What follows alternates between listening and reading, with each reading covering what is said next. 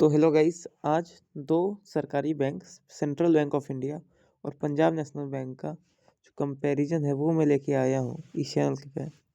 दोनों का personal experience है मेरा 6 साल का, यानी कि पिछले 5-6 सालों से दोनों अकाउंट को मैं यूज़ कर रहा हूँ और दोनों अकाउंट को एक प्राइमरी की तरह ही यूज़ करता हूँ। यूपीआई ट्रांजैक्शन हुआ तो इससे भी डेली के 5-10, इससे भी डेली के 5-10, यानी दोनों अकाउंट मेरा काफ़ी एक्टिव रहता है। तो मैं अपने पर्सनल एक्सपीरियंस के हिसाब से दोनों बैंक को आपको वो बताऊंगा कि इसमें से बेस्ट बैंक कौन सा है अगर आपको अकाउंट नया खुलवाना है। तो चलिए, तो सबसे पहले अकाउंट ओपनिंग प्रोसेस से ही हम शुरू कर लेते हैं। तो देखिए, सेंट्रल बैंक ऑफ इंडिया में आपको अकाउंट ओपन कराने के लिए रूरल एरिया में 500 रुपये लगता है, जो कि इसमें फ्री जो है जीरो बैलेंस अकाउंट का जो फैसिलिटी है ये इसमें नहीं मिलता है, और अर्बन एरिया में 1000 रुपये इसका मोस्टली चार्ज रहता है। तो इतना चार्ज में इसका अकाउंट खुलता है। सेमी अर्बन का भी 500 रुपये ही इस अकाउंट का है, कोई ज़्यादा इसका पैसा नहीं है। जबकि अगर बात करें तो पंजाब नेशनल बैंक में काफ़ी तरह का जो है अकाउंट खोलने के प्रोसीजर मिलते हैं, जिसमें से 500 रुपये रूरल का और 1000 रुपये अर्बन का है। लेकिन इसमें जो है बेस्ट जो अकाउंट होता है, इसमें ज़ीरो बैलेंस अकाउंट की फैसिलिटी रहती है। जब भी आप ब्रांच में जाते हो तो नॉर्मली जब आप अकाउंट खुलवाओगे तो जीरो बैलेंस का अकाउंट खुलेगा, और आप चाहो तो खुद से जाके बोल के भी इसमें जीरो बैलेंस का अकाउंट खुलवा सकते हो, जिसमें एक भी रुपये रखने की ज़रूरत नहीं होती और काफ़ी ज़्यादा जो आपको फ़ायदा भी मिलता है इस बैंक के अंदर, जिसमें जीरो बैलेंस के अकाउंट की फैसिलिटी जो है वो मिलती है। तो काफ़ी इससे ये फ़ायदेमंद बैंक है पंजाब नेशनल बैंक। और मार्केट कैप में भी अगर आप देखोगे तो state bank of India SBI के बाद पंजाब नेशनल बैंक ही ऐसा बैंक है जिसके पास सबसे ज़्यादा कस्टमर्स हैं। उसके बाद बैंक ऑफ बड़ौदा आता है, जबकि सेंट्रल बैंक ऑफ इंडिया इस नंबर में 7-8 नंबर या 10 नंबर पे आता है। अब चलते हैं दूसरे सर्विसेज पे।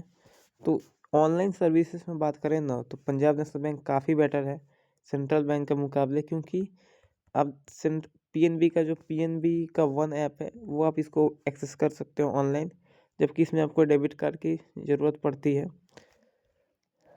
जब डेबिट कार्ड का बात आ ही गया है तो बात करते हैं एटीएम कार्ड। आप जब अकाउंट अपना ओपन कराओगे तो पंजाब नेशनल बैंक में बिल्कुल ही फ्री मिलेगा। वहीं सेंट्रल बैंक में आपको अदर तरीके से आपको फॉर्म भर के अप्लाई करना पड़ता है एटीएम कार्ड को, तब आपको आता है। और जब भी अगर आप पंजाब नेशनल बैंक में आप जितना भी चाहो एटीएम कार्ड, एक अकाउंट के साथ 3 एटीएम कार्ड आप पीएनबी में मंगा सकते हो, इसमें भी 3 मंगा सकते हो। लेकिन पीएनबी में फ्री में आप एटीएम कार्ड अप्लाई कर सकते हो, ऑनलाइन कर सकते हो, या इनके कस्टमर केयर के नंबर पर कॉल करके अप्लाई हो सकता है, और ब्रांच से कराओगे जिसमें एक भी रुपये नहीं लगता है। जबकि सेंट्रल बैंक ऑफ इंडिया में 350 रुपये से लेकर 500 रुपये तक पर एटीएम जो है अप्लाई चार्ज लगता है, और ऊपर से एनुअल चार्ज भी इतना ही लगता है। जबकि पीएनबी के एनुअल चार्ज कम है, 150 रुपये प्लस जीएसटी आपको यहाँ पे एनुअल चार्ज लगता है एटीएम अप्लाई का। इंटरनेट बैंकिंग और मोबाइल बैंकिंग की बात करें तो पीएनबी का ऐप काफ़ी अच्छा है, मैं खुद तो इसे पर्सनली यूज़ करता हूँ। जबकि सेंट्रल बैंक ऑफ इंडिया का ऐप भी अच्छा है, लेकिन उतना खास नहीं है जितना पीएनबी का अच्छा सर्विस देता है। अब यूपीआई ट्रांजैक्शन की बात कर ले, जो कि अभी के टाइम पे सबसे ज़्यादा जो है चर्चा में है। यूपीआई ट्रांजैक्शन में अगर बात करें तो दोनों बैंक का ज़्यादा अच्छा है, लेकिन पर्सनली मुझे सेंट्रल बैंक ऑफ इंडिया का जो यूपीआई ट्रांजैक्शन है वो ज़्यादा अच्छा लगा, क्योंकि इस बैंक में ज़्यादा फास्ट मुझे लगा है कि यूपीआई ट्रांजैक्शन सब होते हैं। बैलेंस चेक, बैलेंस इंक्वायरी, ये सब चीज़ें में इस बैंक का सर्वर अच्छा चलता है और काफ़ी फास्टली इसमें काम होता है। जबकि इसमें भी अच्छा होता है, लेकिन हल्का slow state bank of India का अगर आप लोगों के पास अकाउंट होगा उस तरह से ये जो है पंजाब नेशनल बैंक का वर्क करता है, हल्का स्लो। आपको जब दोनों आप यूज़ करोगे तो थोड़ा स्लो ये फील होता है यूपीआई ट्रांजैक्शन में, जबकि सेंट्रल बैंक ऑफ इंडिया काफ़ी फास्ट इसमें लगता है। लेकिन हाँ, शाम के टाइम पे इस दोनों बैंक के सर्वर जो है थोड़ा-थोड़ा आपको डाउन दिखेगा, जिस टाइम पे हो सकता है कि कुछ ट्रांज़ैक्शन आपके फ़ेल हो जाए। तो ये तो दोनों बैंकों में प्रॉब्लम है, लेकिन फ़ास्ट अगर यूपीआई ट्रांज़ैक्शन की बात करें तो इसमें ही एक ही चीज़ है जिसमें सेंट्रल बैंक ऑफ इंडिया काफ़ी अच्छा हमको इस चीज़ में लगा है, जबकि दोनों का मैं यूपीआई ट्रांज़ैक्शन यूज़ करता हूँ। अब बात करते हैं चार्जेस एंड फ़ीस की।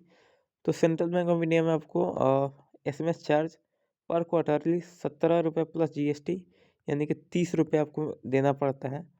और 30 रुपये ही आपको हर क्वार्टरली आपको, अगर आपके अकाउंट में मिनिमम बैलेंस नहीं रहता है तो आपको देना पड़ता है, यानी कि टोटल आपको 1 क्वार्टर में 3 महीने होते हैं, यानी पर 3 महीने में आपको 60 रुपये प्लस रुपये जो है इस अकाउंट में रूरल एरिया में देना पड़ता है, और 120 रुपये अर्बन एरिया में देना पड़ता है शहरी क्षेत्र में।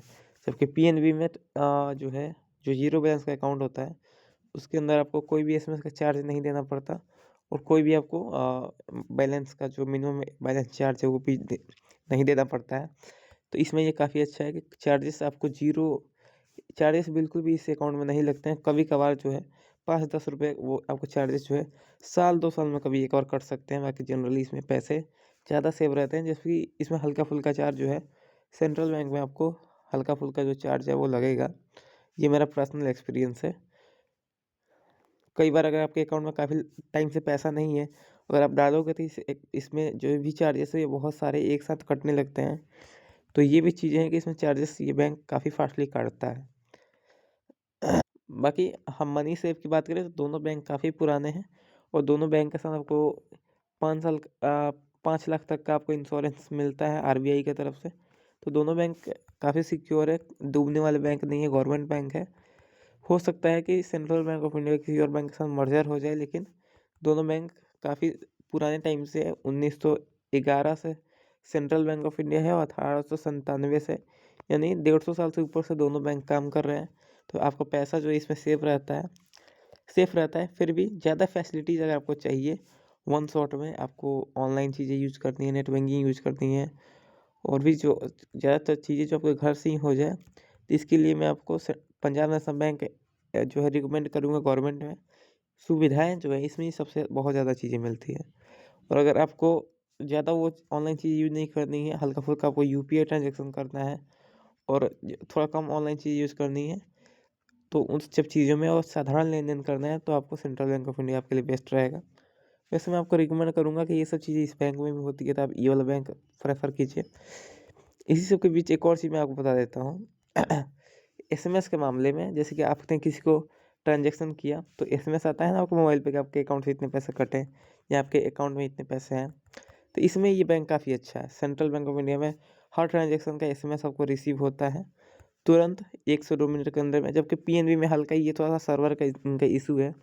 इसमें जो है 5 में से 2 ट्रांजेक्शन का एसएमएस आता है, 3 का नहीं आता है। तो ये थोड़ा सा इसमें प्रॉब्लम है, बाकी जनरल कोई दिक्कत नहीं है।